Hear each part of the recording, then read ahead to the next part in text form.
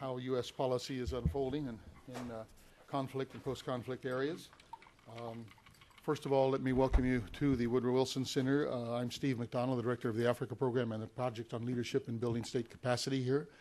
The Wilson Center, as you know, is the official monument to living memorial to President Woodrow Wilson, who was our highest degreed president, had a PhD, and was a true academic, and believed very deeply in the intersection of the world of ideas and the world of policy.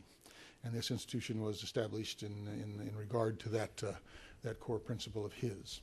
And it's the kind of thing we try to do. Now, the Project on Leadership and Building State Capacity, along with the Africa program that I direct, have been involved in a great deal of post-conflict transformation, building cohesive leadership through trust building, communications and negotiations training, and creating networks of leaders at national levels, able to work together to guide their countries through recovery, reconciliation, governance, and democracy processes. We've worked in Burundi, DRC, Liberia, East Timor, and designed projects for other countries like Togo and Kenya. So the kind of field work that we're going to be hearing about this morning is something that's very dear to our hearts. A kind of work with a little different twist on it that we've been doing for a great number of years, starting in Burundi in 2002.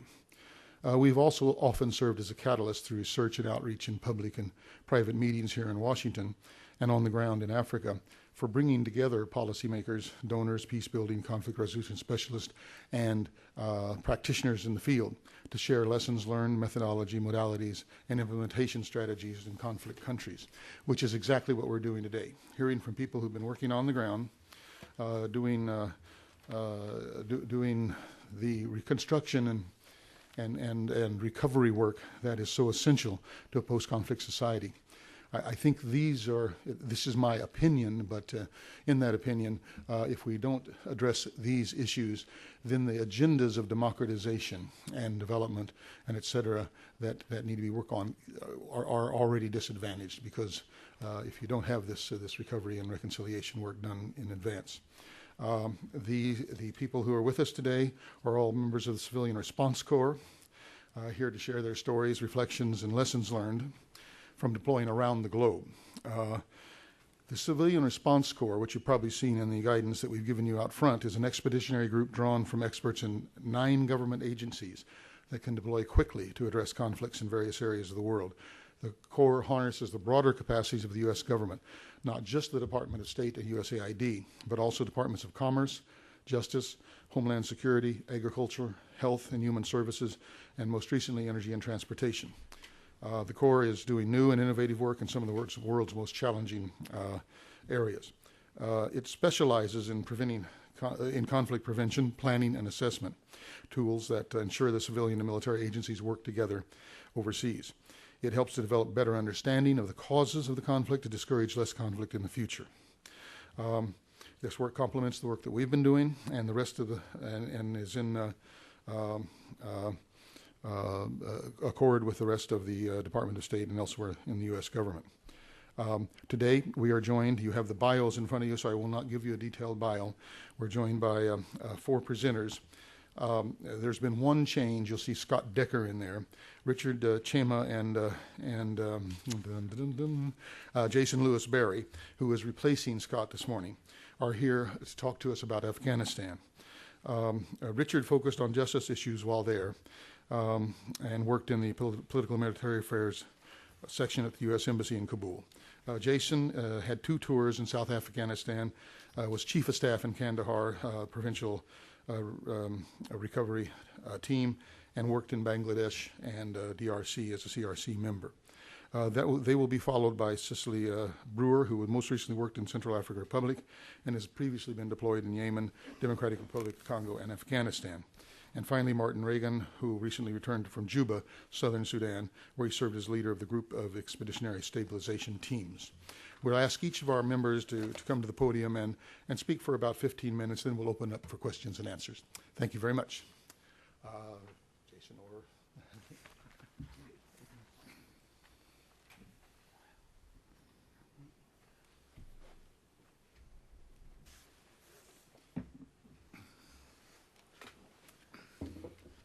Thank you, sir. I'm very honored to be here at the Woodrow Wilson Center. Good morning, ladies and gentlemen. I am a U.S. attorney, federal prosecutor, assigned to the Civilian Response Corps and seconded over to the State Department. And in that capacity, I was deployed last year to the detention facility in Parwan in Afghanistan. The mission for my deployment was kind of formulated as the United States re-examined its entire mission in Afghanistan.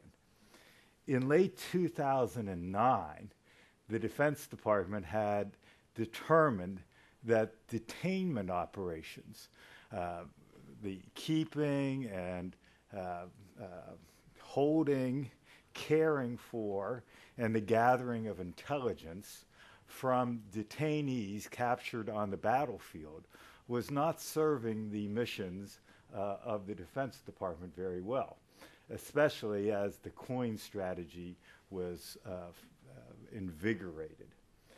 So at that time, they decided they would have a complete overhaul of the detainment procedures and policies in Afghanistan.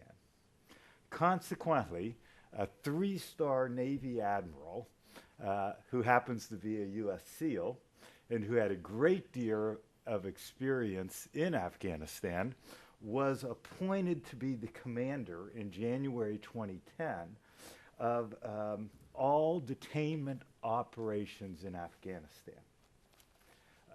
Detainment operations are operations where we have an individual captured by coalition forces and being held at that point in time under the law of war.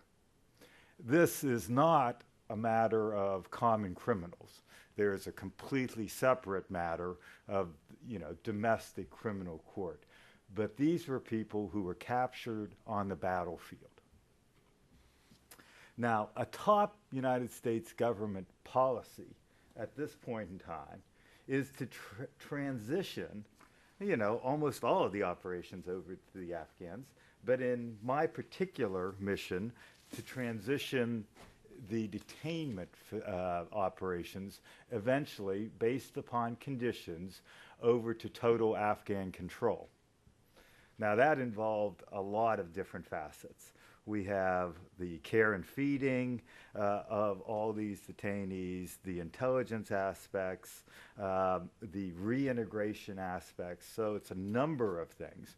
But one of the priorities that was identified was that some type of system needed to be implemented to have civilian prosecutions of individuals who were detained on the battlefield, such that we could do an operation moving from the law of war to a domestic criminal prosecution and justification for those who were going to be continued to be detained by Afghans under their own authorities.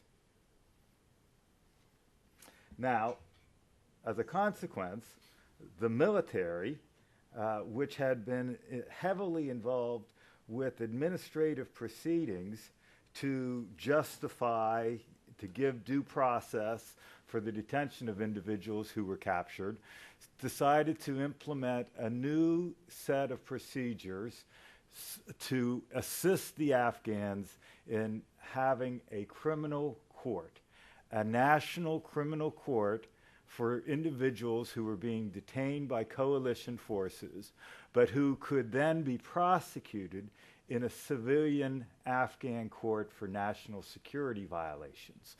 And that's exactly what the Department of Defense started to do in the beginning of 2010. By summer 2010, they were trying to get this operation moving, and this entire evolution was started from scratch. This is a completely novel enterprise that had never been done in the history of the world, trying battlefield capturees in civilian court during the time of the hostilities.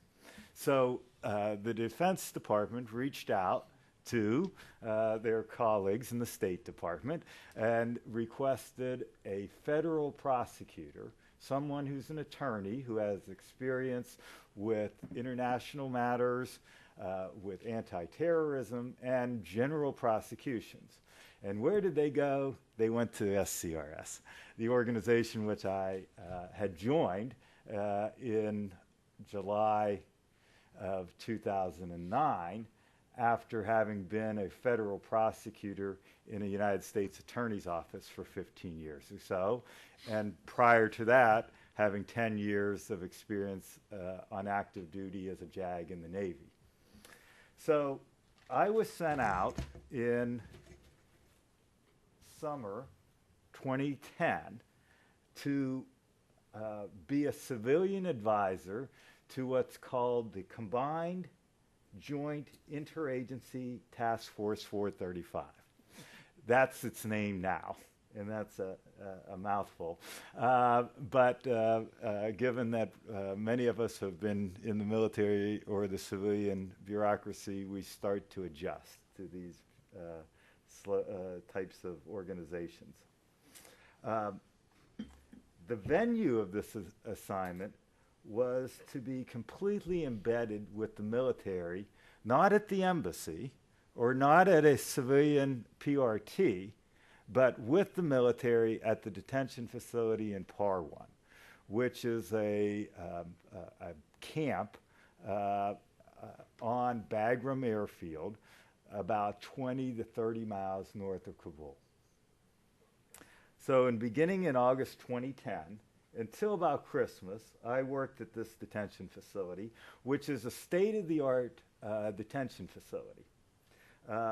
As the civilian advisor, I was ultimately, although I was working day to day with the military, and the military had a 3-star commander who was known as H3, who in turn reported directly to General Petraeus, who in military lingo over there was P4. My responsibilities were to the chief of mission, the embassy ambassador. And I had basically 4 missions. Number 1, I was to identify or help identify appropriate detainees for prosecution. Number 2, I was to help establish U.S. procedures for gathering evidence and for making prosecutive decisions. Are we going to choose this person or that person, and why should we choose that person? And these are all people who are insurgents, Taliban members, in some cases members of Al-Qaeda.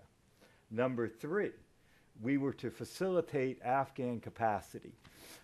There was no court there. This was starting from scratch. There were no laws. So we had to develop and help them develop this national security court, have them help them develop their court system, both human resources and physical resources.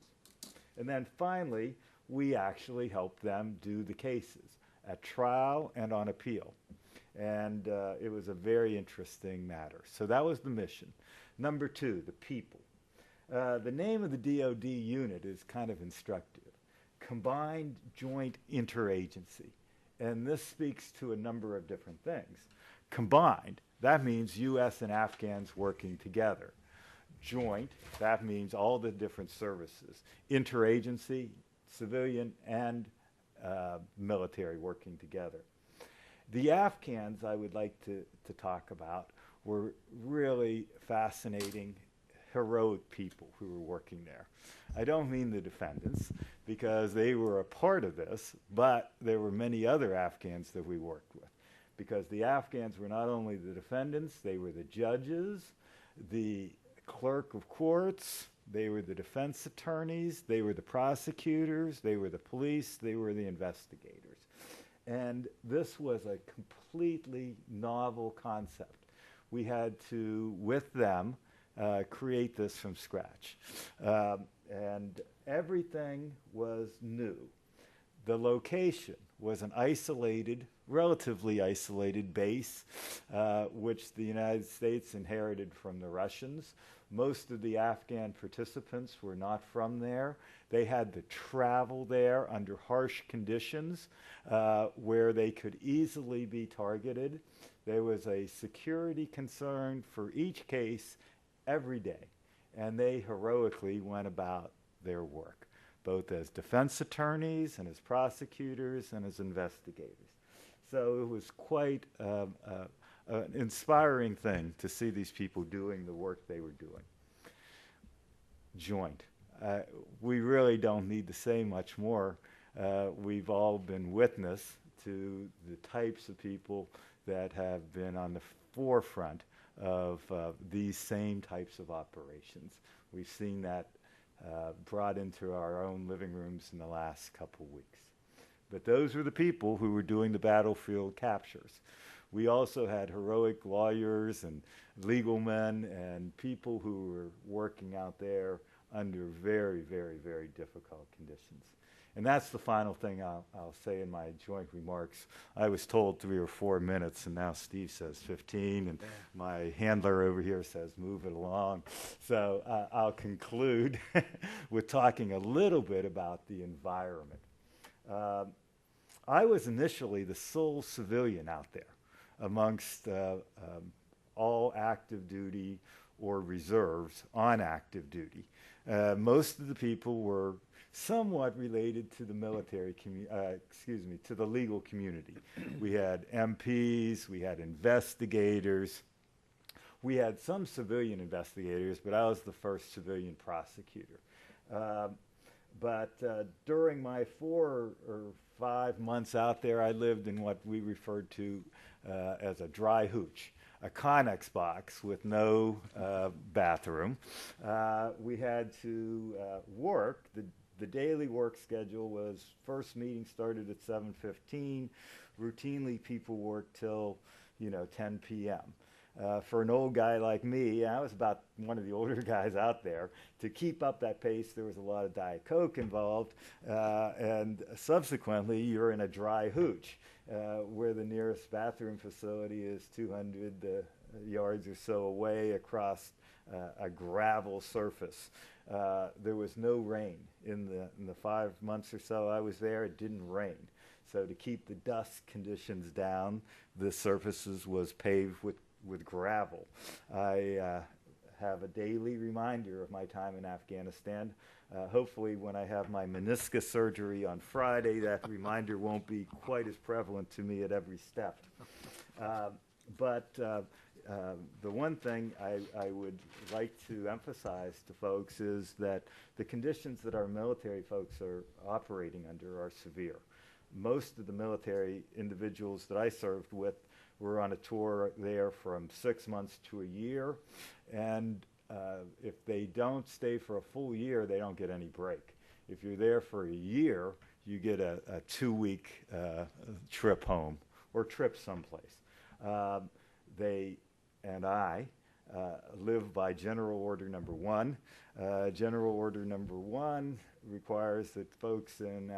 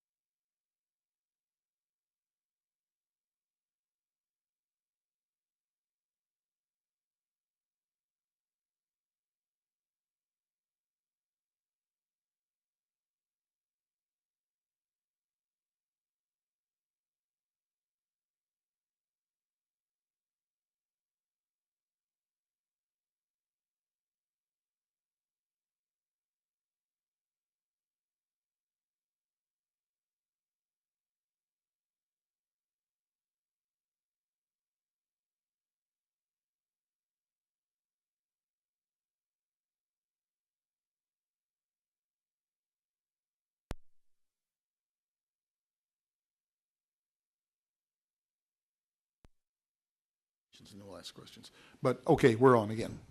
whatever reason. No, thank you, Richard. I did want to point out that we asked you to do 2 to 4 minutes, knowing it would become 10 minutes. We try to be realistic here. But you all have an awful lot to say, so we don't want to trim you too closely here. We'll have questions after all pro presentations. We asked Jason to take the floor. That's fine.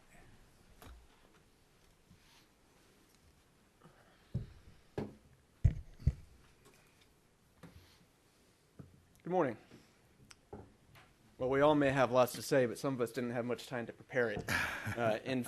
In a fitting situation for someone in the Civilian Response Corps, this morning I had just gotten into my desk. I thought I had a calm day of catching up on emails and reading some documents, and then somebody ran into my office and said, "Can you come sub for Scott Decker, who called in sick?" And that is the norm for us, having deployed before to places like Afghanistan on a few days' notice.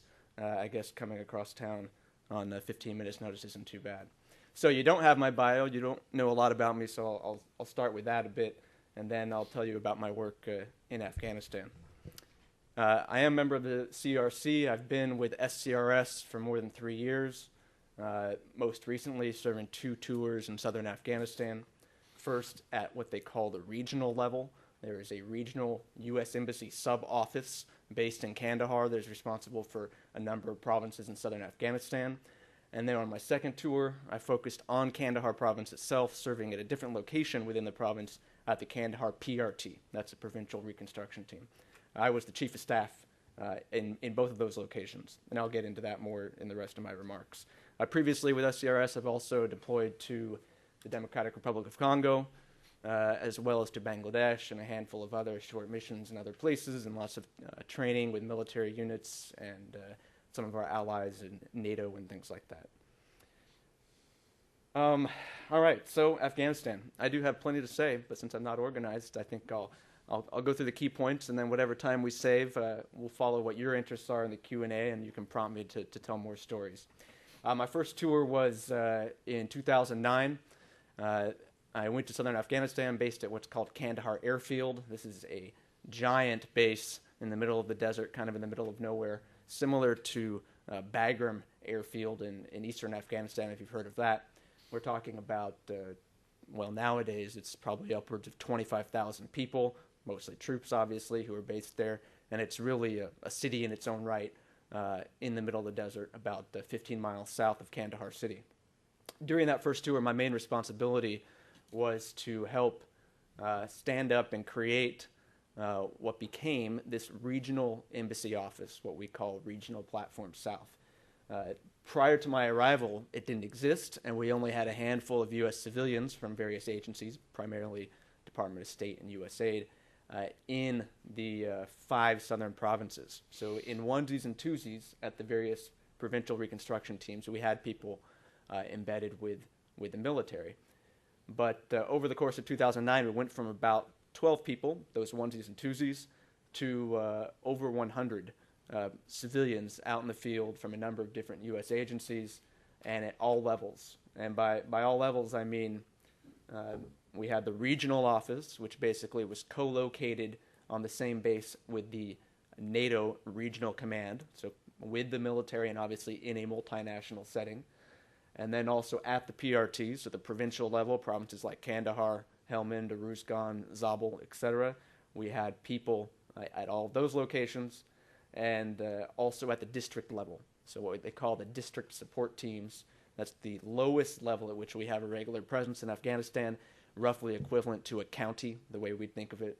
And we had, again, 2 or 3 or even 4 or 5 civilians at some of these district support teams, working side by side with military units and, of course, very closely with their Afghan partners at each location. But none of that existed early in 2009, and I helped set up the architecture and get the people to these places and help them understand what their job was and how they could effectively work with all of their different partners, from their Afghan civilian partners, Afghan security partners, to, of course, the ISAF, the NATO mission military partners. And then after completing that tour at the end of 2009, I came home for a few months, worked from the home office, the normal type of thing you do in the CRC. You get some training, you take a little vacation, you work here on kind of backstopping issues from the home office. And then I went out again in early 2010, this time to be the chief of staff at the Kandahar Provincial Reconstruction Team.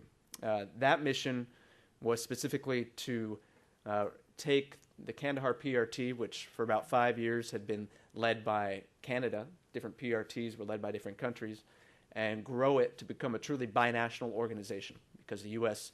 really saw that Kandahar was going to be the critical location over the course of 2010 and moving into the next couple of years, and also knowing that Canada was going to be drawing down its presence in 2011. And over the course of this year, they are, in fact, ending most of their work in Afghanistan. So knowing that the U.S. was going to need to take over.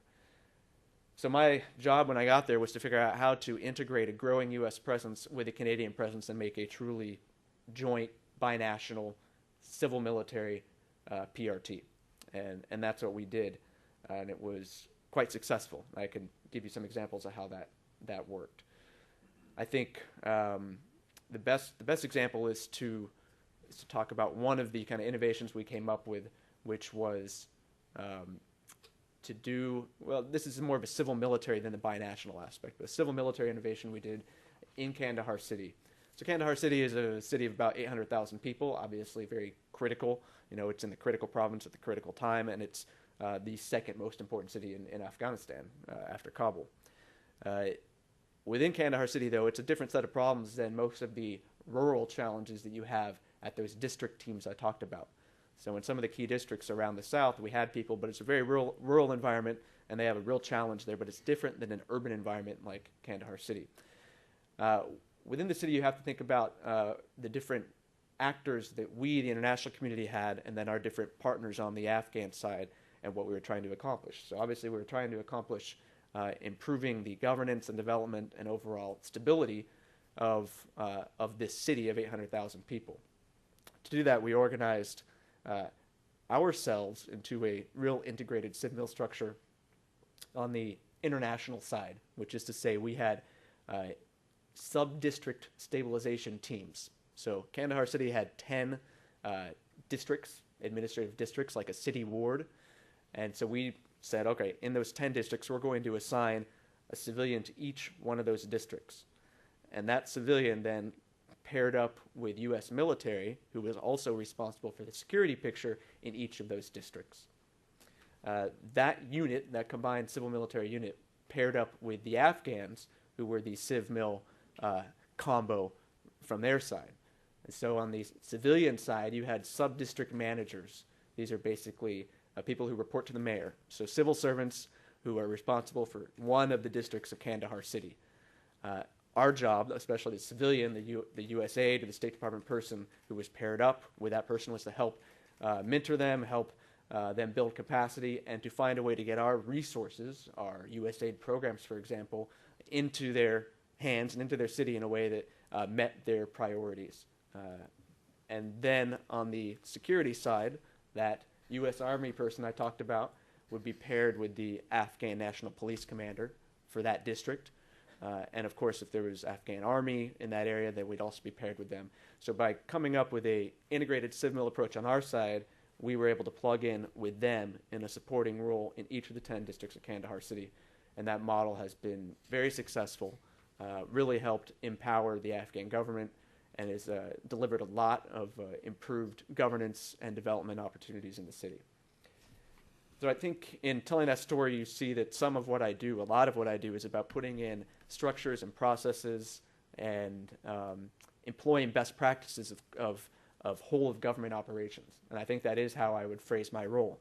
I was one of just a few civilian response corps people in this area, whereas we had, 100 people associated, U.S. and Canadian associated with the PRT. But our job is unique in that we are sort of this connective tissue. You have people from a wide range of agencies and 2 countries, people ranging from agriculture specialists to development specialists to rule of law experts to real security-minded folks to diplomats. And they all have expertise in their own areas. They all have lots of experience. You take a guy like my colleague Dick Chema, who's years as a prosecutor, but hadn't necessarily worked in a conflict environment before. So picture all these people with good intentions and good experience, but not sure how to do this in a conflict environment. And so I see my role as going out there and setting them into a process where you have unity of effort, targeted at supporting your local partners, the Afghan government in this case, and based on kind of the best practices of conflict transformation. So that involves planning, analysis, assessment, and operations, and how you integrate those all into a real whole of government, or in the case of Kandahar, a whole of governments with Canada approach. That's a few words on my work, and be happy to answer questions later. Okay. Thank you very much, Jason. Very informative. We'll ask Cecily to take the podium now. Thank you. Hello, thank you all for coming. My name is Cecily Brewer, and my background's a little bit different than Dick Chema's and some of the other Civilian Response Corps active members. I'm a Civilian Response Corps standby member, and my background is in the area of conflict mediation, negotiation, and working in fragile states, post-conflict reconstruction. So I went to grad school and then studied these areas, and then joined SCRS, the Office of the Coordinator for Reconstruction and Stabilization, which is part of the State Department, about 2 years ago. My background was originally in art history, so it was a big change, but what drew me to this area is the ability to read the newspaper, find out what's going on, and then actually be able to do something, make a difference in the lives of people who are living in states that aren't quite as stable as our own. So it's been a wonderful experience. As the introduction said, I have been deployed to Yemen, DRC, Congo, Central African Republic, and Afghanistan. These have largely been shorter deployments. You might wonder what these countries have in common with each other. Well, apart from being future vacation destinations, they're all fragile states, more or less, areas where stability is an important goal of the U.S. government. We, in these areas, strive to achieve interagency coordination. So, for example, in Afghanistan, you have 15 different agencies, and Jason alluded to this. 15 different agencies, all working on different projects, getting money from different places, and it'd be very easy for one of them, for example, an ag expert from USDA to work on a USDA project. But then USAID also has agriculture money, and the military has their agriculture teams. So what we were trying to do was get all of the different pieces of the interagency to work together and see their common mission as improving agriculture, and see each of them as having a slightly different skill set to contribute to that same common goal. So in all of the places where I've worked trying to help mostly embassies develop planning, it's to bring the interagency together, and that includes civ and mil coordination. Also to bring a conflict focus to what they're doing. Most of these places have been trying to develop stability for a while, but sometimes there's been an increase in personnel recently, or some other shift that has asked them, so the chief of mission has reached out to our office and said, could you come help my staff take a little bit of time away from their very busy daily jobs and look at the big picture. Where are we going? What are our goals? What are we trying to achieve? And how do we get there as a unified team? So I've deployed as a member of such a team, basically facilitating discussions with embassy personnel, trying to develop a plan that would answer those questions. And then often, as I said before, there's need for civ and mil coordination in Afghanistan. That was a big element of what we were doing. And it's very rewarding when you work with the military. I found it extremely enlightening, and their understanding of the planning process is very similar to ours. So we feel like we're speaking eye to eye when we talk about how to organize thinking. Obviously, what they're doing on the ground is very different. But as I said, once you get all the actors together in a room to look at, what's our common understanding of the environment? Where do we want to go together? Then you start to see this cohesion form among people who talk to each other every day, but they don't necessarily sit back and say, where do we want our country to go? Where do we want our efforts to go in the next few years? So let me walk you through most recently I was in Central African Republic with a wonderful team. I would say that of all of the places I've been, the team aspect is probably the most rewarding, both the team that we're working with on the ground, usually part of the embassy, sometimes part of the local government, but also the team that we take with us. Usually we try to get an interagency team together. The team in Central African Republic included a military person from AFRICOM, a USAID civil servant, and then several of us from SCRS, from the Coordinator of Reconstruction and Stabilization. And we all went together, invited by the Chief of Mission in Bangui, the capital of CAR. And what they were trying to do was take that step back, get a high-level picture of where the country is going and how they could help it get to where they wanted it to be. So that included a data collection process, and this was the first time I'd ever done that. It required a week traveling around the country, and I don't know how well you all know Central African Republic, but I was a little apprehensive before heading out to the hinterlands outside of the safe, secure, beautiful capital.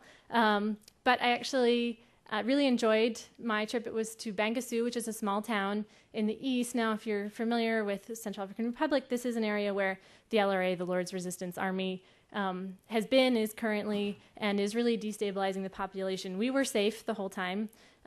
We have very good security personnel who make sure that we don't get into any trouble.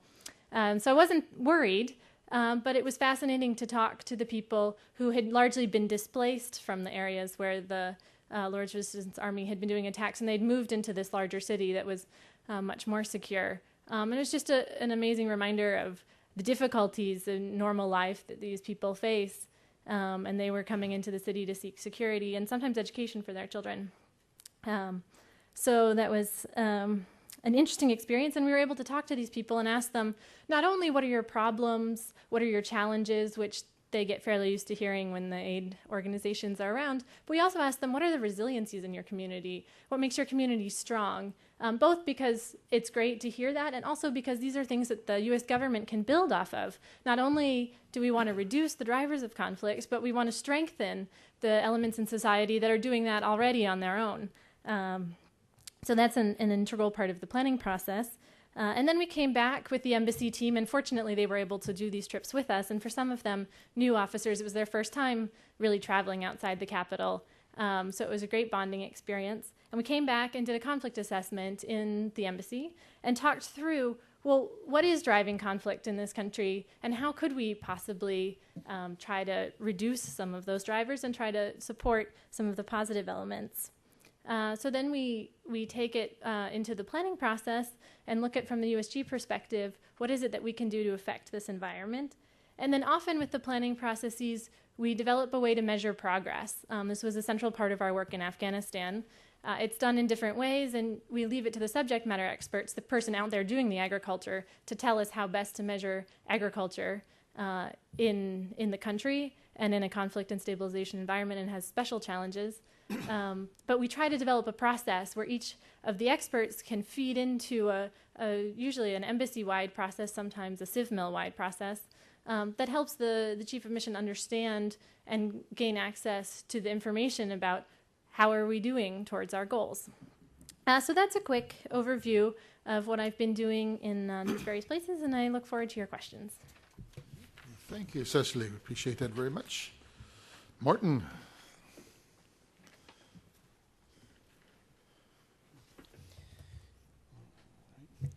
Good morning. My name is Marty Regan. Thank you for having us here this morning. It's a great opportunity, I think, for all of us. As you can probably read in the bio, I've been with SCRS since January of 2010. During that time, I deployed to Uganda for a 3-week conflict assessment framework, similar to what Cecily did in the Central African Republic. And I deployed to Sudan June of last year through February of this year. My time in Sudan was an incredibly rewarding experience. The problems we encountered and had to overcome were, they were significant, but it gave you faith in our ability, not only as a government, but in working with a very poverty-stricken, low-capacity, very strife-ridden land in terms of building them up and moving them forward and progressing towards, hopefully, a peaceful, prosperous future. On January 8th, 2011, President Obama stated in an op-ed piece in the New York Times, this was the day before the referendum on self-determination was to take place in Sudan, southern Sudan. Not every generation is given the chance to turn the page on the past and write a new chapter in history. This is the opportunity before the people of southern Sudan. This pretty much crystallized why we were there. This was at the tail end. Obviously, at that stage, there had been a lot of blood, sweat, and tears that had gone on the previous 6 years since the signing of the Comprehensive Peace Agreement 2005 between the northern part of the country and the southern part of the country to reach the stage of a referendum on self-determination for the South. I believe this also represented an opportunity for the international community and the United States government to play a positive role in not only the creation of a new independent nation, but to get things right, to get ahead of the curve in terms of this type of a process. So it turns out peacefully and setting the conditions for success in the future. Drilling down on the theme of opportunity, this was also an opportunity for the Civilian Response Corps to play a part in this important U.S. government foreign policy objective, which was, again, full peaceful implementation of the Comprehensive Peace Agreement. Our role was to expand the reach of the U.S. government throughout southern Sudan, in effect being eyes and ears for our government as well as the international community to what is going on in the ground beyond the capital city of Juba. In effect, it would be like having people leaving Washington, D.C. to go out to the states, all 50 states, or at least the majority of the regions of the country, to see what is going on and reporting back and informing and increasing the knowledge we have of this country. The same thing, that was our charge for southern Sudan. I arrived there, as I said, in June 2010. Our mandate was to establish the operational and logistic capacity to facilitate this diplomatic expansion. Originally, when I came to southern Sudan, my role was to be a security sector reporting officer. As Jason alluded to earlier, flexibility is our middle name. About a month later, I became the in-country team leader for this engagement. When I arrived in country, there were a total of 4 of us from the Civilian Response Corps in country. We had to basically, as I stated before, create something from scratch. There was no operational capacity outside of Juba, with the exception, I'm speaking, of course, of the U.S. government, with the exception of our USAID colleagues, Office of Transitions and Conflict Management. They had officers, several officers and implementing partners working on various programs and projects out in the states, but it was not a regular sustained process, and they were not in all 10 states. There are 10 states in southern Sudan. Imagine setting up an operation in a land the size of Texas with 50 miles of paved road in the entire country. That is what we were faced with. This country has very little infrastructure. There's very little capacity in terms of transport. The roads, as I said, mostly unpaved, are in terrible condition during rainy season, for the most part, impassable. Very little air or rail capacity in the country to move people or material. Our charge initially, obviously, was to set up a logistics base of operations out in the state. This required us, my team, and over the course of the first probably 4 months that we were in country, we grew from an operation of 4 people to, I believe it was 14. This comes from June through October. This was basically phase 1 of our operation in southern Sudan. During this time, as we grew, it required us to go out to the states, to all 10 states, get a sense of what was on the ground in terms of logistic support. This included lodging, where we were going to stay, where were we going to eat, what kind of transport were we going to have. establishing and building relationships with not only local government, but with NGOs, international partners, as well as local and community leaders of the Southern Sudanese people. Over time, our team, which was an interagency team, not only state, but we had Department of Commerce, Department of Justice, and our USAID colleagues. So it was an interagency effort moving out there. As we created and built these relationships, and we reported on this back to Consulate General in Juba, which is who we worked for. We work for, and this is always has to be stated, that the SCR people who are deployed, we work for the embassy or the consulate in the country that we are in. So we supported Consulate General Juba and the USAID mission in Sudan, as well as the embassy in Khartoum, because it is still one country. As we moved out during this phase to establish these relationships and start building our situational awareness and our operating knowledge, we are starting to, this was all obviously under in the context of the upcoming referendum, which was, we were a referendum every day, all day, 24/7 during this period, building up through the registration period through the polling time. As we built this time up, it was gaining this knowledge and these relationships that we would use through the referendum period and beyond to gain a sense of what the people in Southern Sudan were feeling, what their sense of this referendum, what it was going to mean to them. Trying to almost have a early warning mentality to see if there are any possible little sparks of conflict that could erupt, any issues between the various tribal groups, various political organizations, or military or other than military organizations in these very wide-ranging, disparate areas of the country, because it's not just one homogeneous country. I think there are 53 dialects and the number of tribes. It's almost that many in terms of tribes and sub-tribes and clans. So it's keeping that in mind in terms of the context of where we were working.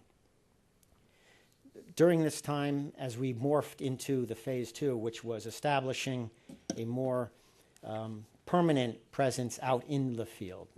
Myself, I went to the field probably about 9-10 times during my 8 months there, and these were stays anywhere from 4 to 9 days out in the field working with the local populace. One requirement of our people, while you had people with subject matter expertise from the various agency partners, you have to be a generalist. You have to be able to do a lot more than I'm a subject matter expert in security sector reform, or I'm in health, or I work in the judicial end of security sector. You have to be able to do a lot. You have to be able to think on your feet, because it is a logistics nightmare. That's maybe extreme, but at times it seemed like that, working out there to build, again, our job was to build these relationships, to better inform U.S. government policy.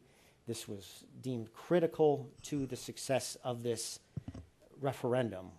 We had to take every precaution to eliminate the risks that this referendum would not come off the way we all wanted it to do. And first off, the primary credit to that goes to the people of Sudan. They're the ones who pulled it off. It was not the United States. It was not the international community. But we helped move that along in terms of having those eyes and ears out there in the field to maintain that contact, that demonstrating that the international community is truly engaged with what is going on here on this historic period in history. And I think that message definitely resonated with the Southern Sudanese, because the referendum came off remarkably well. I mean, it surprised, I think, pretty much everyone, at least from the U.S. government and I know the international community, how well it did come off. And I do believe that we had a part in that. We were mentioned, by all, that this diplomatic expansion as part of the Consulate General in Juba, the strategy played an important part in having or facilitating the proper conduct of this referendum, creating a credible referendum for the international community. So I feel that that's why I stated at the beginning, this was an incredibly rewarding experience for myself and my coworkers. But during this time, again, as we moved to the referendum, it was exceptionally satisfying to see how we grew from a team of 4 people to 23 by the end of the referendum in January. That's just a little background I wanted to give you, and we can follow up with the questions later. Okay, thank you very much, Marty. We'll everyone just stay at their seats now for the questions and answers. We'll turn to the audience in just a moment, but I just want to comment a little bit myself. I find this very compelling. I think we have far more information and experience gathered in front of us in the persons of these panelists than we'll ever tap this morning. I mean, I'm picking out certain things that I would just love to follow up on, individual country situations, Sudan and Afghanistan, CAR in particular, that would be fun to hear about, and I hope questions might bring some of that out. Interagency relationships, the stories you tell about how that's developed. One of my long-standing concerns as an old State Department officer myself, FSO, back in the 70s, the lack of interagency coordination, the macro policy implications of all of this, how it ties into DDD and et cetera, and the new world that we live in. Interesting to get into. And then, of course, just your personal stories of experiential insight and inspiration, and et cetera, which I think could probably keep us enthralled for a long time to come. So I hope we get into that.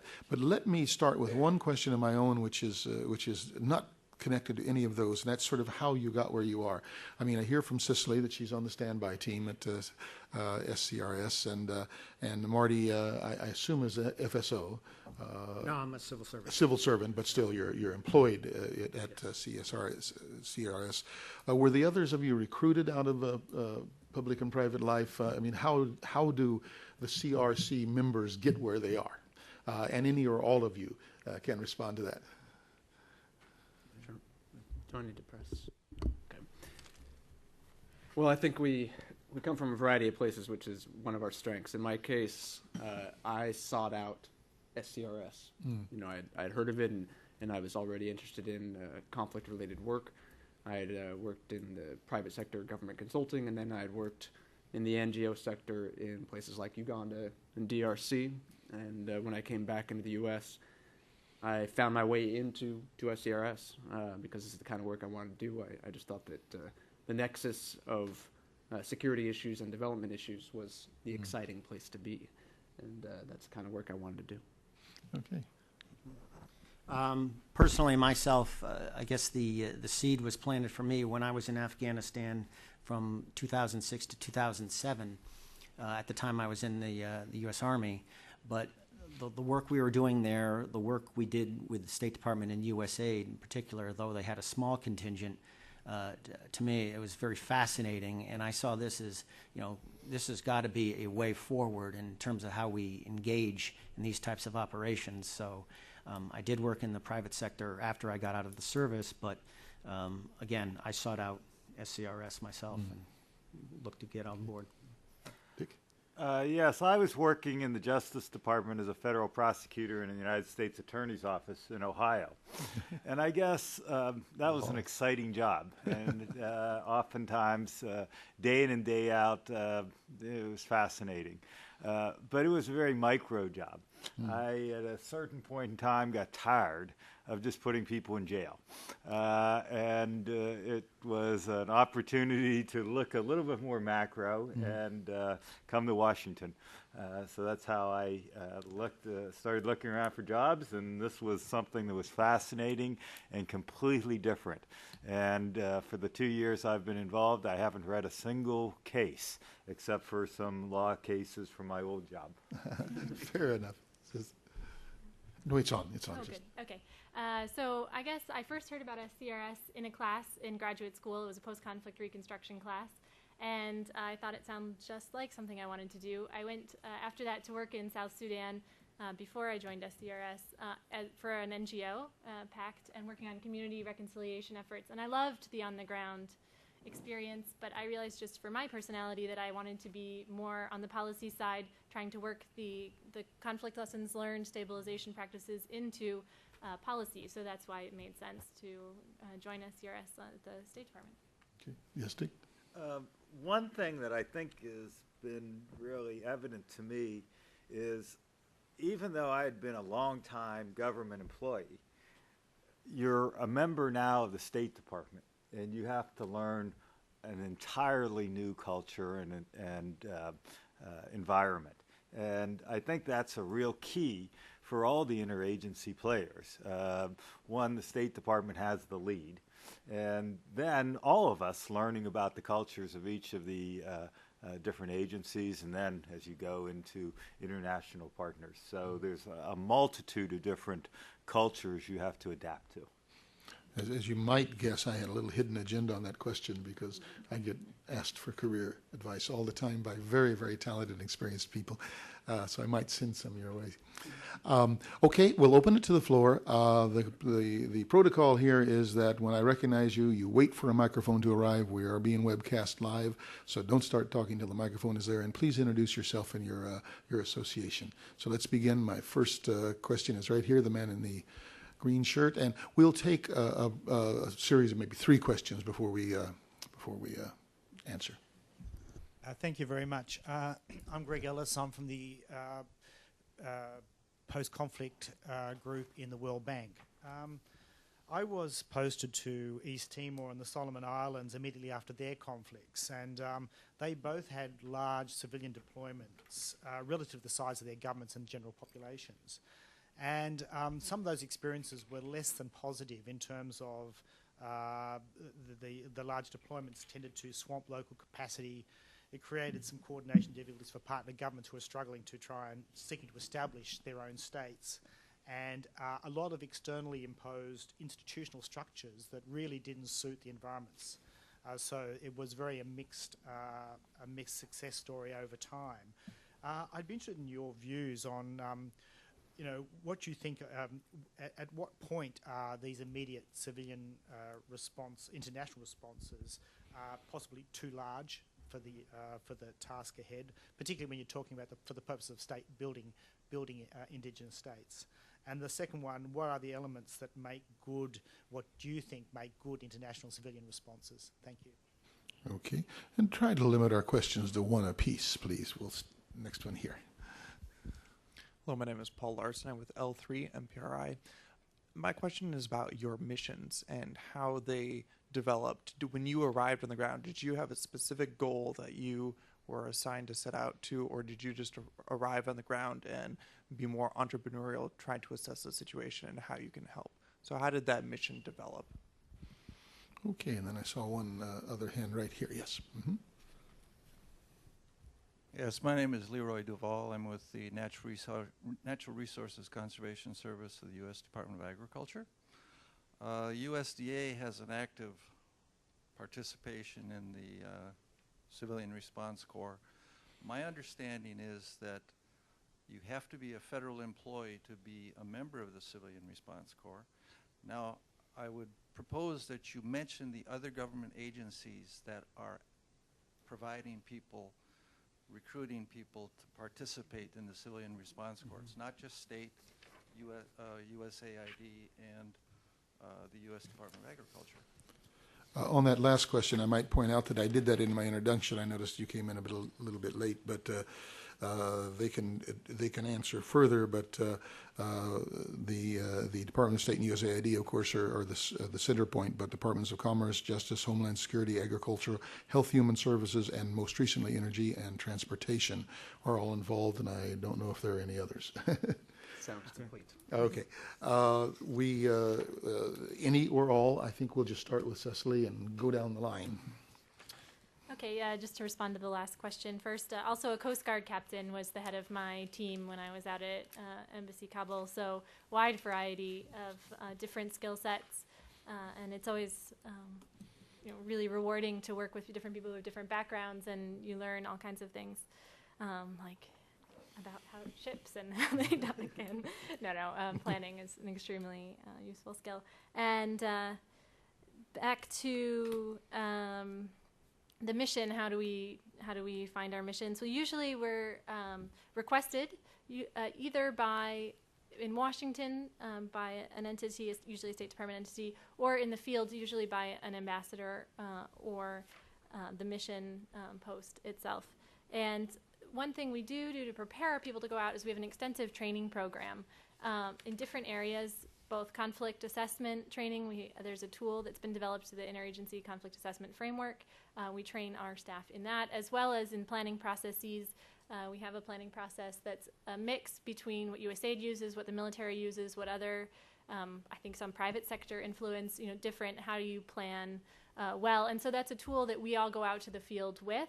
And when we talk to embassies about what they're interested in having done, we present these as possible options. So we try to figure out, for the most part, the framework of what we're going to be doing before we go out.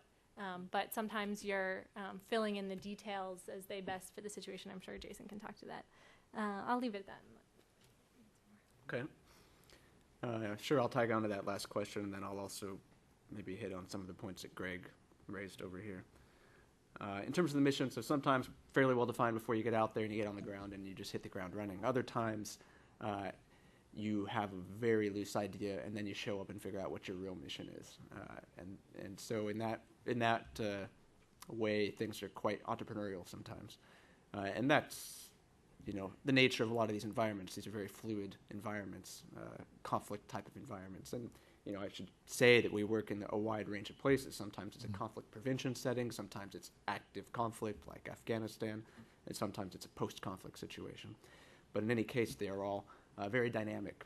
So sometimes what I've ended up doing is, I get to somewhere like southern Afghanistan at a time when the overall effort of the whole international community is really shifting to someplace like Kandahar, and we are massively increasing our resources, civilian and military, and people know that that's going to require some kind of change and some kind of effective integration of all of these different components. And they're not sure what that is, but it's my job to figure that out, and then I kind of develop my mission while I'm there. But that requires a certain amount of flexibility and certainly buy-in from more senior levels than I, which is important, and fortunately I've had that on a lot of my deployments. To Greg's questions, I think he raises great points. We have so many people sometimes, and sometimes they're talking with a lot of different voices that you can overwhelm your host government partners. You can really have a challenge in coordinating even amongst yourselves in the international community, and I think that's a lot of why we do what we do, which is specifically geared towards how do you coordinate very disparate elements, people with different skill sets, different backgrounds, different perspectives. How do you make them effectively work together? How do you get unity of effort? So, step one is get yourself organized, and to the degree that we can do that, we're helping out everybody, ourselves and our partners, wherever we are. And then, what makes a good intervention, I think was kind of one of your questions. And among the themes that I think you might have been implying, which I agree with, is the one that you need to understand what's happening on the ground and what are the local structures and how do you gear what you're doing to support the way they already operate. And you might be able to propose some new ideas or some new structures or some new processes, but at the end of the day, it's their country, and you are there trying to achieve shared objectives between your government or your institution and their government and their people. And that's something that we focused on doing, for example, at the Kandahar PRT, was how do we get all these different civilians and military from different countries? Let's not overwhelm the poor governor of Kandahar. Let's not overwhelm the poor mayor. Let's say, okay, what do you want to accomplish here and how can we help you do it? And we're going to do lots of work behind the scenes to get our act together so that we don't have 50 people coming to you every day with questions and advice, but we have one person. So those are just some initial thoughts. Okay, Marty? Pretty much tying in with what Jason said regarding the right size of the deployment. I guess it's a very fluid situation, and over time, hopefully you gain that knowledge. What is the right size? I know for us, we morphed from 4 people to 24 people in 7 months. That was was directly related to the importance placed on this mission by the U.S. government as a whole in terms of our ability to get out into the field. That was one advantage, or in terms of we were not tripping all over each other. There's not 24 people in the Capitol running around trying to meet a minister, some military commander, or anything like that. Our people were out spread throughout the 10 states in southern Sudan, so you didn't have that.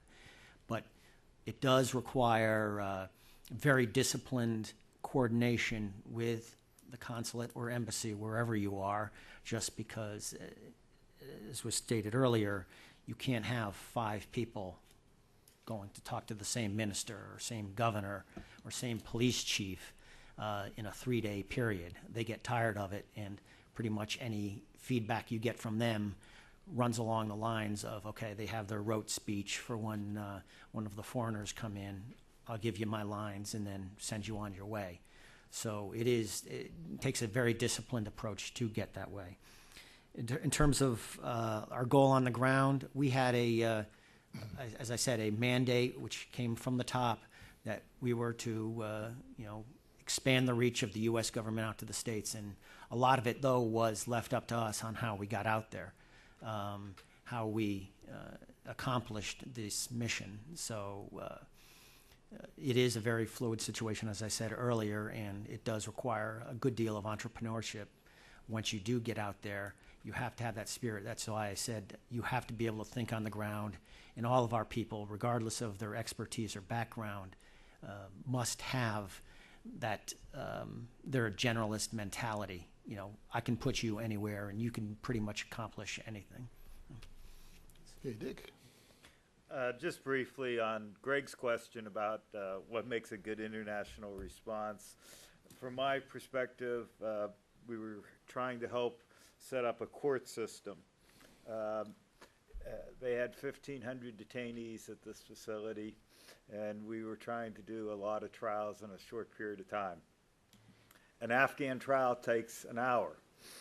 That's how long the trial lasts. It's a civil law system. We had a whole bunch of American common law attorneys there. It was critical that we did not try to impose our concepts of what was due process and fair process on their procedures, which were giving fair adjudications built on a record and a civil system. So I think that's one type of good responder, when you don't try to impose your system on another country's status. As to Leroy's question about civilian employees of the government, as it is right now in the active and standby corps, we are all federal employees. I believe there are some proposals, and I'm not an expert on the state of Congress and whatnot, but I think there are some proposals that there could be in the future some civilians who are not federal employees actively somehow getting involved in the Corps. I don't know all the details of that. Our experts can tell you about those types of things. That's all I had to say. Okay, let's ask for another round of questions. We've got one right in front here, and then we'll come to the side here. Good morning. My name is Josie Bass with Alva Consortium. My question is probably directed, to all of you, but assuming that you can, at some point in the very near future, reach out to the NGO community, the civilian community, for specialized tasks, what sort of things are you looking for? What kind of subject areas would you be looking at? Let me be more specific. We have been approached to prepare curriculum designs for officers, new government, new ministers in a post-conflict area, one that you've been talking about. And so it seems to me, sitting on opposite sides of the table when obviously we can join hands at some point in this endeavor. Okay, And I'd like to be able to talk to you about that a little later. Thank you, Josie. A very, very good question. And then second one here. Hi, my name is Josh Kennedy from the Save Darfur Coalition. And while my focus is right now on advocacy, I have been in the past interested in SCRS. So my question relates to something what Richard just said is kind of future scalability of the Bureau and how in this difficult budgetary environment the Bureau is selling its own really great successes in Sudan, Afghanistan, CAR to justify more funding, to justify more recruiting, to go out further into the field to say, well, we're doing security sector reform. Let's see if we can second some NYPD trainers or Houston Police Department trainers. Like, what are those plans? Okay. And then right in the middle here, Hadi. Thanks. I'm Rick Houghton. I'm with the American Friends of the Episcopal Church in Sudan. And I'd like, particularly for the two of you who've been in Sudan, to comment on, are there processes in place to develop South Sudan leadership to do the kind of things that are now being done by expatriates? Or are you going to need a large expatriate population for the foreseeable future? I think that question links very nicely to a certain extent with Josie's question in the beginning on the relationship with NGOs and the talents they bring and et cetera. So maybe we can turn to that with a Sudan focus. But let me do what I was decided to do to begin with. We'll start with Dick for this round of questions and work down this direction.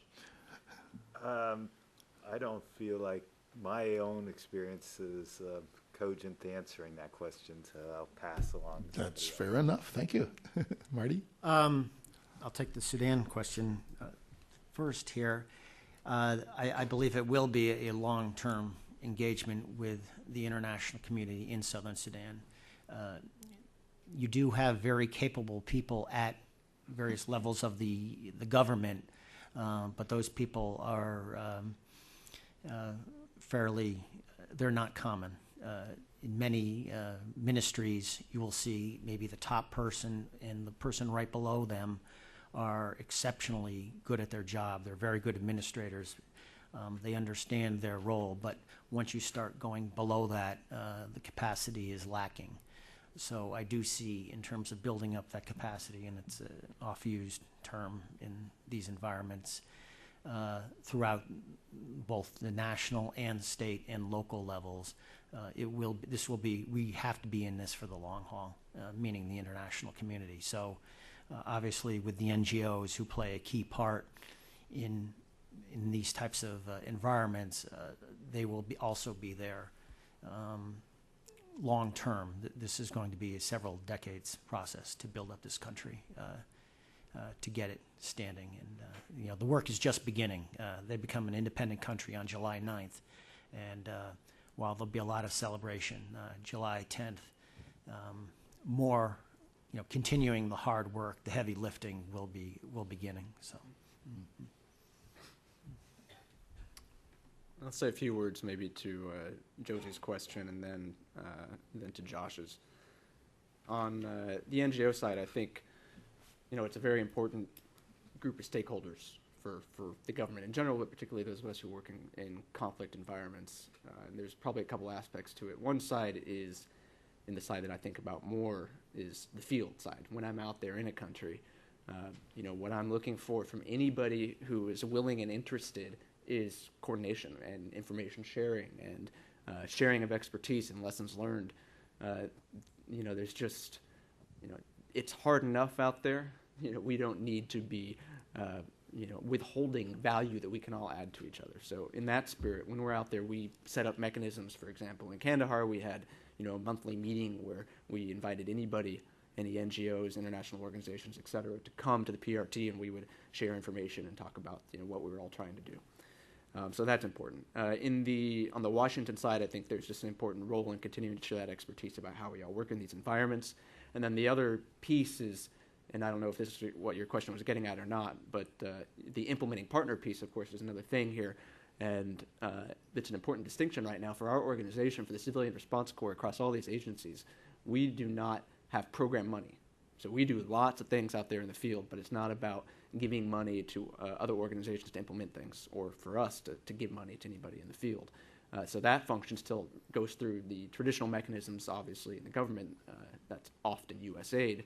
So we do our work, our joint planning, our integrated operations, our strategic work, our integrated structures, a civ mill. We do all that, and then the money is, flows through that system. So we help set up the decision-making process about how money is spent, but we don't actually give contracts, grants, et cetera. Then to Josh's question, I think, there's no doubt that in the budget environment, all aspects of government are having to buckle down a little bit. I think fortunately, SCRS in general and the Civilian Response Corps in particular has been able to grow the last several years, and now has gotten to the point where it's able to fulfill a fair amount of the mandate that it initially had, at least on paper, when it was created back in 2004. But it was not really, staffed or budgeted to a level that would allow it to do that until the last couple of years, and I think we're showing what we can do. So I think our approach is to continue to let the work speak for itself, and what we're doing is different. Whole of government work is different, and most people in different any of our agencies, we're kind of the oddballs. So the rest of our departments look at us and think, oh yeah, you guys do that other thing. That interagency thing. But, I think that's the wave of the future, and particularly for conflict-related environments, I think it's the only way you can have success. So we trust that the viral effect of people who interact with us and hear good word of mouth, that over time that will continue to, expand the kind of work that we can do. Yeah, just to back up Jason's points on the NGO question, having worked for an NGO, I understand what valuable information they have just by virtue of being on the ground, and then on top of that, the conflict-sensitive expertise that many of them have. And so we have tried to tap into that before. Often in the conflict assessment process, we'll identify knowledge gaps, things that the people in the room don't have a good sense of, and it's really important to write that down. And then in Central African Republic, one thing we did is take those to a group of NGOs and talk to them about what they thought about them and some of the assumptions we had made, and test the assumptions with them. And Central African Republic is one place where the capital is nothing like the rest of the country, and the north is very different than the east and the west. So these NGOs were working across the country, and the post is only 6 Americans. So we were able to tap into this wide expertise and knowledge of diverse parts of the country without actually leaving Bangui, the capital. So I completely agree with you, a huge asset and well worth taking advantage of. And the NGOs, in my experience, have always been very willing to talk and are excited to share what they know. So it's a great collaboration. In terms of local leadership, or I guess your question on leadership, I definitely think one of our lessons learned is that you can't have sustainability without building up local leadership. We won't be there forever, nor do we want to be there forever. The goal of our not projects, because we don't have project money, but of our efforts is to build capacity. Jason can talk a lot about his work in Kandahar, building local capacity. And so, NGOs also do that as well, but, the local leadership element is essential. Dick or anyone else, we won't let you totally off the hook on this because of the question on selling the successes on the budgetary problems we face. I know in a conversation with Ambassador Loomis and some people off the Hill not so long ago that the effort of turning the office of CRS into a bureau has been turned down by Congress, at least in this short term. Are you getting the kind of cooperation on the Hill that you need? I don't think any of us are really in a position to say we're the operators. Okay, that's fair enough. Save that question for our front office. All right. Shall we go to another round of questions then? From right in the middle here is the first one. This gentleman on the side there. Hi, Alex Stark with the Friends Committee on National Legislation. Thank you so much for your presentations. My question is specific to the Sudan deployment. It sounds like this deployment was very successful in helping to prevent violence around a specific potential flashpoint, the referendum namely. I was wondering if you think there's a potential for this deployment to serve as a kind of model for future deployments in similar situations, for example, the elections that are coming up in Kenya in 2012, and also how do you work or coordinate with the regional bureaus at state to decide where deployments are necessary and where deployments will take place? Thanks. Very good. Thank you. Right there. Yep. Sorry, Ali. Morning. I'm Alan Leonard. I'm from the Institute for Defense Analyses, and I guess my question was: we've heard a lot about the interagency in the field, but there's also kind of the rear echelon, so to speak, or kind of the reach back here. And I know that as operators, you're kind of focused when you're on the ground, but how would you characterize the interagency and the reach back here? And I understand that it's somewhat oxymoronic to standardize flexibility, but as CRS and or CRC builds up and becomes more of an institution, how are you strengthening that? Where might some of the problems be, and or some of the opportunities to improve those capabilities? Very good. And right at the back there, Ma'am Hadi. Yeah, Janice Marconi, Marconi Works International. We've talked about planning, we've talked about drivers, we've talked about other assessments, and sometimes some of the truest nuggets are the ability of these peoples for innovation and also adaptivity, that is their capacity to adapt. What instances have you seen of that? That is the ability to innovate, the ability to adapt, capacity to adapt. Okay. Okay, we're starting with you this time, Cicely. Okay.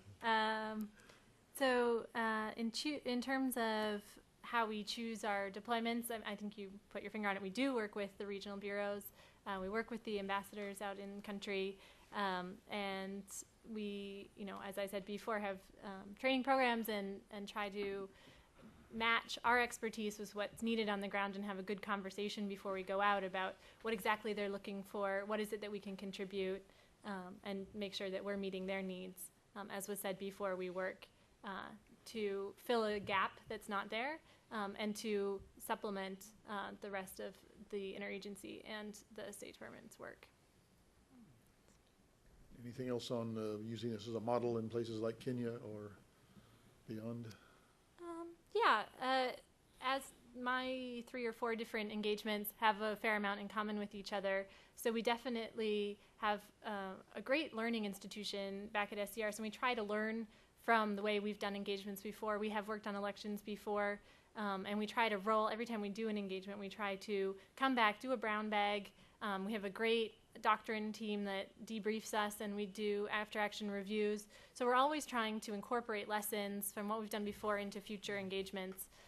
So I won't predict what our next engagements will be, but I will just say that we will definitely make a concerted effort to build on what we've done before and do it better, do it the same of what worked well, do it again. Jason? I'll jump to Alan's question. I think, there definitely are a number of things in Washington that we have been doing and that maybe will grow over time that show good interagency work on the Washington side. For example, we've done planning, integrated strategic planning for crisis operations. So we may or may not actually have CRC people out in that country, but we've supported the Washington side of that. So that's often something housed, again, the lead would be the State Department, but you pull in all the relevant interagency folks to say, okay, what are we doing about the crisis in country X? And in my personal experience, I was very involved in that in the summer of 2008 when Russia invaded Georgia. And we had, there's some traditional things that happen in the State Department, task forces are stood up, et cetera, but then the kind of follow-on to that immediate crisis task force is something that we can help with, which is, okay, what are we going to do in terms of the full range of security, political, economic development goals that we have? What kind of plan do we need to have, and what is the different roles for each of our players in the U.S. government, and how do we engage? So we became this basically a secretariat of strategic planning that supported the policymakers at the high levels of government and figuring out what they wanted to do and how they're going to do it and how you track that progress over time. So we've done that for a number of countries besides Georgia, Haiti, Kosovo, and others. I think Cecily also pointed to another good aspect of the Washington-based interagency piece, which is making all of us, the U.S. government, a learning organization when it comes to doing conflict-related work. And we've actually expanded that beyond just the U.S. We have partnerships with a number of other countries, Canada, the UK, the EU, etc., NATO, where we share lessons learned. We talk about all of our different experiences in conflict environments and try to say, how are we going to do this better next time? And then the last thing I'd say about the Washington piece is that, as we grow and as the QDDR, proposed that SCRS evolve and become part of a new bureau, the CSO, the Crisis and Stability Operations Bureau, I think all of that is, shows that the vector is in the general positive direction of us becoming more and more part of the central fabric of kind of the foreign affairs community in the way we do policy and operational work, and less of kind of this special tool that's a little bit on the periphery. And then to Ms. Marconi's question about adaptability and innovation you were, I think, talking about local partners, people in these countries that we work with. Is that correct? I also wanted to add resources in the system. Resources Mm-hmm. could be relationships, belief systems, other things, not just things. Yeah, I think, that's always key, and it circles back a little bit to a similar theme that we had earlier with Greg's question, which is about don't just come in and think that you have the answers, right? Understand the local environment and do what you can to help put your partners in that country in a position to come up with answers that work for them, for their culture, their society, their government structures. And in Kandahar, an example I can give is that we wanted to support the development of formal government mechanisms that would connect very low-level parts of the country. For example, a district, say, you may have heard of places like Arghandab district or Zari or Panjwai, various places in Kandahar. They had very little connection to their central government for years and years, but that is growing. On the other hand, you don't want to do that in a vacuum. The point is that connects to local traditional structures, and there are a number of traditional mechanisms in Afghanistan. You have the Shura system, you have tribal elders, and how do you connect the way that they already solve problems on the ground locally with the formal structure in a positive way? You have the same issue in the rule of law sector. How do you connect formal rule of law systems with informal systems? So I think looking for areas of convergence between local solutions and international support and formal solutions is a good approach. Okay, Marty? On the question regarding Sudan being the model, I sure hope it is. It should be. Personal feeling. Because that is an engagement where we created this from scratch and built it. And it's still an ongoing engagement. We still have teams over there. We have 23 people in country right now. So we will be in country at least through the end of this year.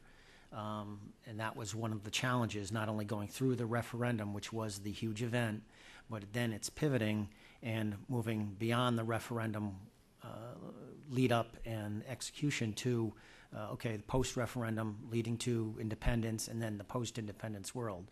So it's still a work in progress, but there's a mountain of lessons learned already from this engagement, and there will be going forward. So I think in this type of an environment, which is obviously different from Afghanistan, where you have 130,000 of our folks in uniform there also, and it was an established presence in that country, obviously with different dynamics. Here, I think going forward, this is a model that can be used. I mean, obviously one size does not fit all, but it's depending on where you're going and what you're charged with doing. But there are so many lessons learned here that we will, I think, use this going forward. And I said it's still an evolving mission.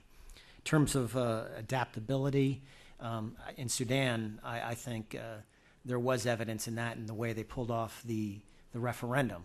I mean, the international community, even the United States, there were grave doubts, even September, October timeframe, that this thing was going to start on January 9th as it had been scheduled to. I mean, there were doubts going for even weeks away. People were pushing that this thing needs to be put off a little time. And the Southern Sudanese, while it's a very diverse culture and society there, they were resolute that this is happening July 9th. They wouldn't hear it. And they would get their backs up when we kept, or the international community kept suggestion that it should be postponed maybe a couple months to get it together. So we will pull this off, and it will start on January 9th. And they did it very peacefully. It was very well set up. Going out to the various polling sites, I had the opportunity in the states I went out, which were 300 miles from Juba, visit 59 polling sites. And most of these were rural. These polling sites were under trees. And when you see the people over there standing in line 4 or 5 hours just to vote, and 98% of them voted for secession, and that was pretty much understood going in that this is how it's going to be. That's a great, I think it does make you feel positive about some of their future in Southern Sudan, that they can pull this off, because they made up their minds to do this, and they pulled it off.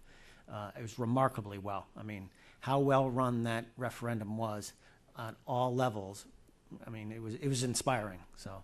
Martin, what I just want to say is you're hitting on the key point. A lot of times when somebody observes, it's like the Heisenberg principle. Mm-hmm. You don't want to change something by observing it. Right. But what you said is that this wasn't changing, but you were actually seeing how they adapted. Was. And I also want to, it's nice seeing another Yukon Rev.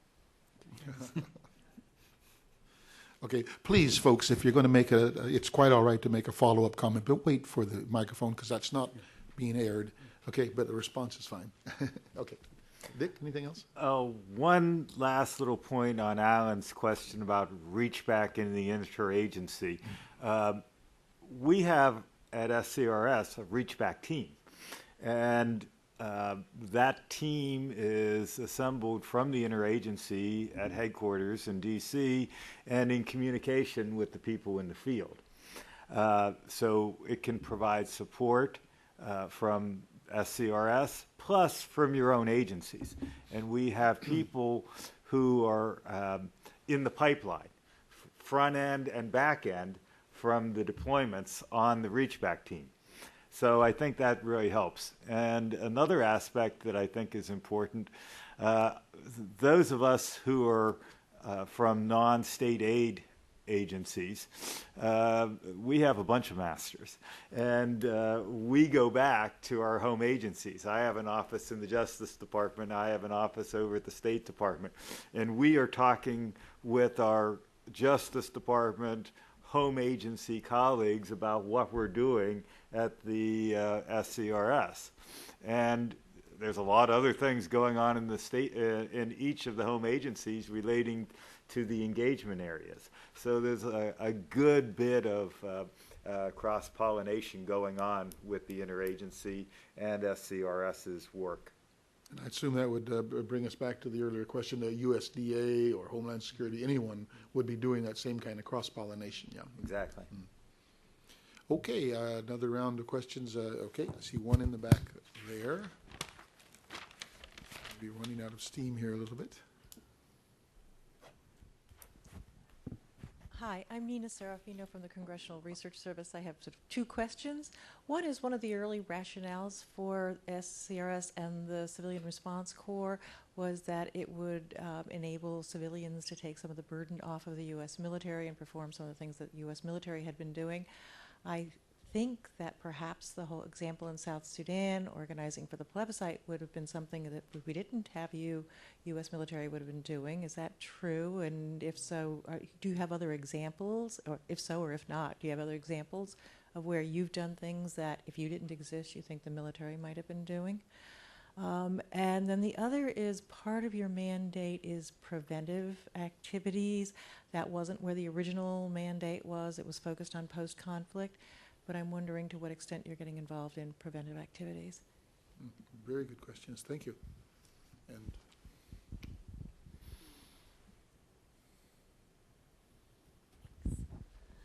Hi, my name is Jamie Lewis with International Relief and Development. I have a question about the outcomes of the assessments that you guys do when you go somewhere and you do the research and you go out to the field and you have findings and reports.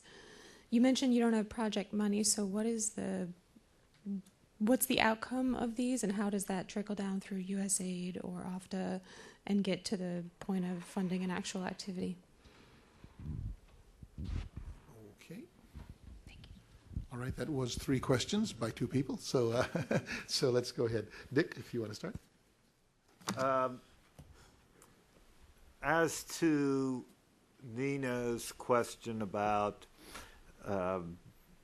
relieving the military, I think the Civilian Response Corps has as one of its best partners the DoD, and I will let Marty talk about South Sudan, but in Afghanistan, the role I was brought over there to perform was exactly that point.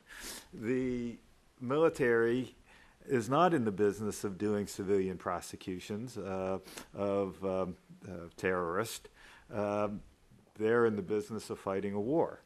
And they brought and they sought expertise from the civilian agencies across the board.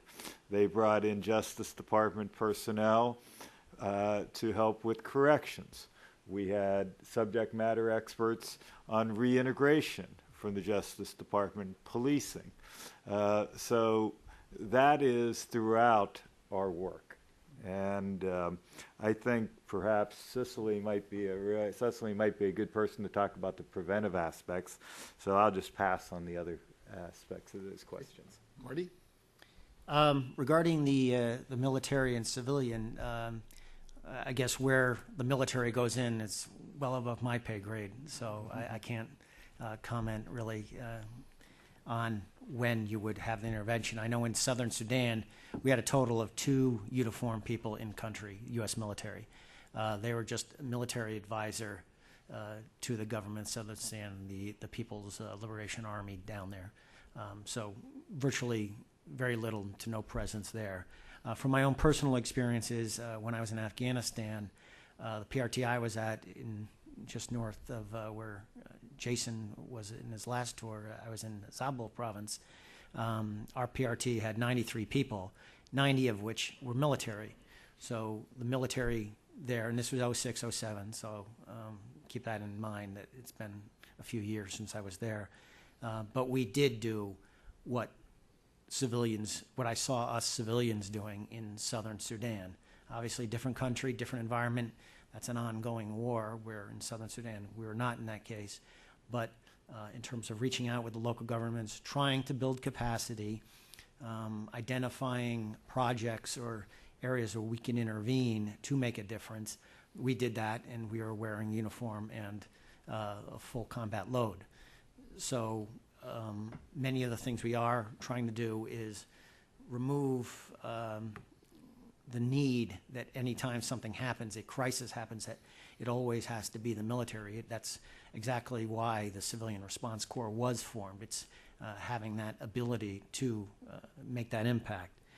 Regarding conflict mitigation, we're trying to, again, this is part of building relationships out in the States, and again, this is Southern Sudan, with the local leadership, key members of the community and the government to find out what are some of the root causes of conflict. And again, this is going down to state and PIM level, like a county, below county level, to find out where these conflicts start. What are some of the root causes? So again, it's part of what we bring to the show is that ability to get out, because in many of the resource constrained, or just in terms of the number of people, the USAID mission and the state mission, the consulate, they don't have the ability to go out and maintain that type of long-term presence in these remote areas. There just aren't that many people. I mean, at the consulate, we had one political officer. She could not go out to all 10 states on a regular basis to get this information and start to inform policy on this. It was impossible. So again, that is where we're getting in there, but it's informing and working with the existing programs that the U.S. government has, and possibly coming up with ideas or suggestions for further programming or projects in the area of conflict mitigation and prevention. Okay. Jason? Yeah, to Nina's question, I think the focus has shifted a little bit from the early days when there was this vision that, oh, we need a bunch of civilians to replace something that the military shouldn't have to be doing. That aspect is still there, but I think, let's be frank, we have 130-something members of the Civilian Response Corps. That's, a little better than a company, than an army company. So in terms of the volume of just assets that one brings to bear, we're not going to be in the business of replacing a whole lot that the military does, but there are a number of things that the civilian community has more expertise to do, and I think that's what we're doing. So if it's a very military-heavy environment, like an Afghanistan situation, I think the word is partner. We are there partnering with our military colleagues so that the overall effort is more effective. But I think the case of something like South Sudan and some of the other countries that we have worked in is, the type of thing where you can say, look, this is, in the long term, this is a prevention type of activity. If these things go well and we have a civilian engagement, that's one more place we won't have to put boots on the ground. And then to answer more about your question of the SCRS role in prevention, for several years now, SCRS has managed this 1207 account that some of you may be familiar with, DoD money that is then managed by the State Department to do conflict prevention type of work. So that's one aspect. And then if the conflict assessments that have been referenced a few times, I mean, those are used to help us avoid places where we're going to have to send in troops in the future as well. And then that kind of segues to Jamie's question about how these assessments and plans, et cetera, are used. And there's a few ways. One is often they are aligned with a formal planning process that's already required. So, for example, in embassies, embassies are required to do a mission, strategic, and resource plan. So we have done a number of our planning engagements in the field to be directly aligned with helping them develop their plan, which then guides their prioritization of different things and the way that they will allocate resources, including in their USAID planning. And then another thing, if you're in a military type of environment, is the Department of Defense has a lot of money. So for an example, in Kandahar, you've probably heard of CERP money the military has, right? Commander's Emergency Response Program. So this is money that's been used a lot in places like Iraq and Afghanistan. And we had military units who were basically part of our joint binational civ-mil organization, and they had money, but they didn't have the expertise to figure out how to spend it in the realm of governance, reconstruction, and development. So they paired with us. We helped to go out and do assessments to figure out what the key needs were, worked with the Afghan officials and Afghan communities to figure out what the priorities were, and then we found a way to take that DoD money, put it through a planning and assessment process that had been civilian-led, and then that money was targeted towards that problem set. Great. Just to second what Jason said, I actually think your second question answers your first pretty well. If you can reduce the civilian or the burden on the U.S. military, you can increase civilian role by doing prevention. It may not be the U.S. military; it might be UN peacekeeping forces, also extremely expensive to have in place. And I don't think you can overestimate the power of prevention in places where we work. Often post-conflict, you're just trying to get back to where they were in November or 3 years ago before the conflict broke out, and you may be able to get the institutions and the physical structures back to the level, but the impact it's had on, you all know this, but the impact it's had on the people, the children that have been through these experiences, that's a generation long, if not longer, impact. So really, as much as we can do in prevention, I think it is a big part of reducing future reasons to have militaries go into some of these countries. Sudan is a good example, trying to keep that political solution, peaceful, is a huge prevention effort. Other places, as Jason said, we've done conflict assessments, and those feed into the planning process. He described how that works with the military. In terms of the embassies, what tends to happen is often they're required by the State Department to do a mission strategic and resources plan, and that is a resource projection, what they think they'll need over the next 5 years. So a great way to work in a conflict assessment and then figure out their priorities and then request those resources, and that impacts the whole mission, so it would include USAID resources and that kind of thing. So you're giving, a tool that they have to do anyway, and you're just adding a little bit of a rigorous conflict analysis process and a prioritization planning process, a little forward-looking. What are the major risks on the horizon? You're just adding that to a product they already have to produce. So that's one way to integrate planning and resources. Okay. Well, thank you very much. We are coming to the end of our time, but before we thank our panel and formally close, as host and moderator, I almost always leave all the talking up to our panelists and their expertise and experience that they're trying to bring to us today, and I seldom make comments of my own. But I would like to today to give kind of an historical context to what we've been hearing here. I've been involved for 42 years in the continent of Africa, and as a Foreign Service officer and as a head of NGO organizations doing democracy and governance and conflict resolution work. The involvement that I have had over the years in this kind of work has, for the most part, been extremely difficult until these past 5 to 10 years because of official attitudes towards the kinds of issues that have been brought up by this panel today. I mean, when you're talking about conflict resolution, we're talking about developing leadership capacity, talking about understanding root causes of conflict, talking about understanding cultural context, et cetera, et cetera. This is all seen as sort of, liberal niceties, making people feel good about each other, working with populations, et cetera. But what mattered was the power, the structure, the getting to the leadership and pounding them on the heads and making things happen. We now face a world that is so different than the one that I started in those years ago in Africa, with not only organizations or bureaus like offices, like SCRS, but then USAID, as you know, the Conflict Mitigation and Management Bureau, and the Civilian Response Corps, and a U.S. government is beginning to respond to these kinds of issues that those of us in the field, particularly in the NGO world, have cared about for a very long time. So I'm really heartened to hear the kinds of stories you heard today and to know that these people exist. I think it's a really, really positive development for our country and I think for the world and conflict areas that we are concerned about and have to see through. So with that said, let us thank Dick and Marty and Jason and Cecily and thank you for coming. Thank you.